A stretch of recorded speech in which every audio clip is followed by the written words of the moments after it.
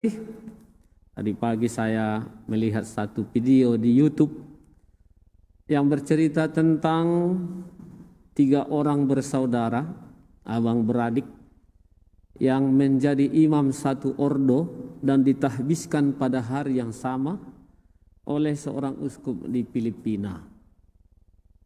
Suatu peristiwa yang sangat jarang terjadi dan mungkin baru pertama kali mungkin. Ketiga-tiganya abang beradik bersaudara, seayah seibu, ditahbiskan pada hari yang sama dalam kongregasi atau ordo yang sama. Mereka berasal dari keluarga yang sangat sederhana. Bapak ibunya adalah petani, dan apa yang menjadi motivasi dari mereka mau menjadi imam ketiga-tiganya adalah buah dari iman yang diajarkan oleh orang tuanya, bahwa sesungguhnya kekayaan paling berharga adalah bila mana kita bisa melayani Tuhan, bisa mempersembahkan yang terbaik dari yang kita miliki. Mereka tidak mengharapkan harta kekayaan, pangkat atau kuasa. Walaupun anak-anaknya pada awalnya ada yang bercita-cita jadi dokter, bercita-cita jadi polisi, dan bercita-cita jadi seorang pengusaha. Namun ternyata mereka memilih jalan hidup itu. Nah, hal ini saudara-saudari mengingatkan kita akan sabda Tuhan hari ini, bahwa iman yang kita miliki dapat mendorong kita untuk melakukan apa saja yang menurut pikiran manusiawi tidak mungkin. Dalam bacaan pertama tadi, Paulus menyampaikan kepada sahabatnya Timoteus bahwa iman yang sungguh-sungguh adalah iman yang tanpa cacat dan tanpa celah. Iman yang harus dibuktikan dalam kehidupan nyata. Iman itu harus diperjuangkan. Tidak hanya diterima begitu saja, tapi harus disertai dengan usaha. Dan itu diibaratkan seperti sebuah perlombaan.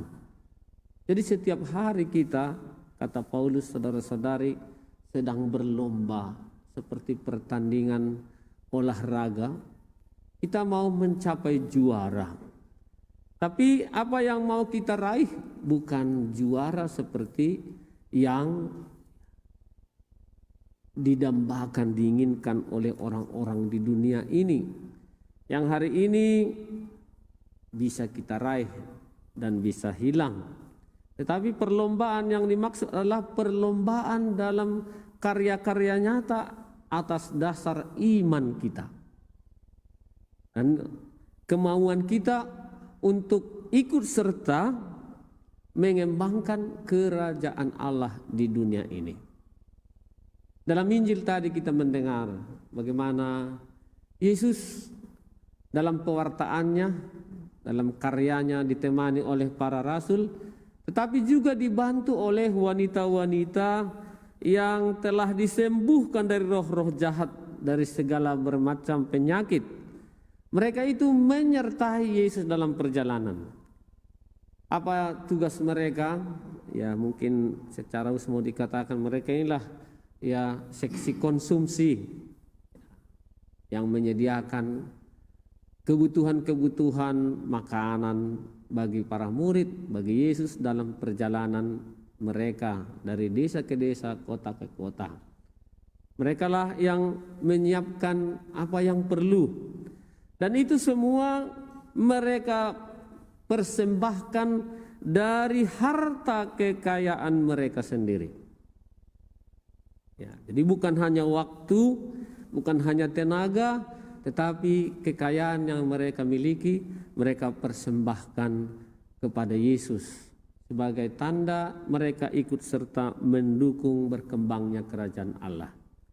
Nah, saudara-saudari terkasih, bacaan ini mengingatkan kita juga akan tugas dan peranan kita di dalam gereja saat ini. Saya tidak bermaksud mau membeda-bedakan ya antara pria dan wanita, menjadi imam dan suster atau hidup berkeluarga. Tetapi pada prinsipnya apa yang mau dikatakan Injil kepada kita, bahwa kita semua ya, tanpa memandang jenis kelamin diikut sertakan oleh Yesus. Terbuka bagi Yesus untuk ikut serta dalam pelayanan, dalam tugas dan karya sehari-hari. Dengan cara kita masing-masing, dengan cara yang ya, bisa kita lakukan. Tidak ada di situ diskriminasi. Yang penting semua akhirnya pada pelayanan kepada gereja, kepada sesama.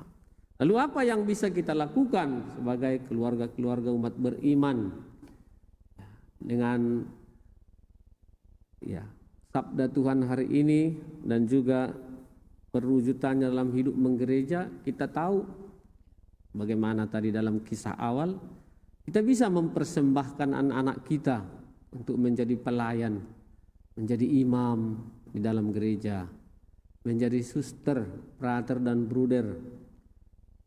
Baik itu laki-laki maupun perempuan, kita persembahkan kepada Tuhan.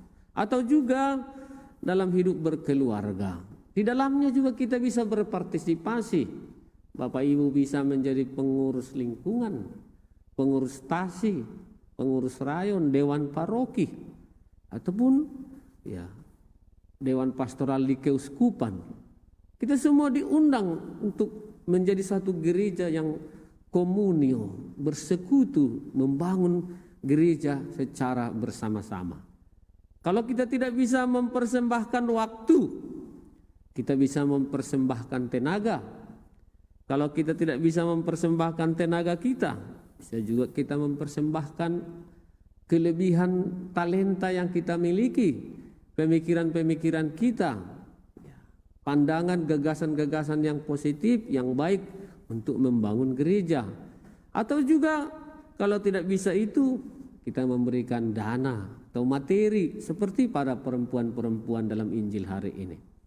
Sedikit banyak yang kita berikan sangat bermanfaat untuk perkembangan gereja. Bukan masalah banyaknya, tapi tentu ketulusan hati. Niat yang tulus yang kita bangun, yang bersumber dari seperti dikatakan oleh Paulus tadi, suatu niat yang bersumber dari kesalehan, kebaikan, ketulusan, dan keinginan untuk berbagi, mencintai satu sama lain. Semoga Bapak Ibu Saudara-saudari terkasih, berkat sabda Tuhan hari ini, kita semakin terbuka akan beraneka ragam cara melayani dalam gereja kita. Entah itu dalam hal-hal kecil. Kalaupun kita tidak bisa memberikan tenaga, waktu, dana, dan kelebihan kita, minimal lewat doa-doa juga bisa kita memberi sumbangan bagi perkembangan kerajaan Allah. Semoga amin.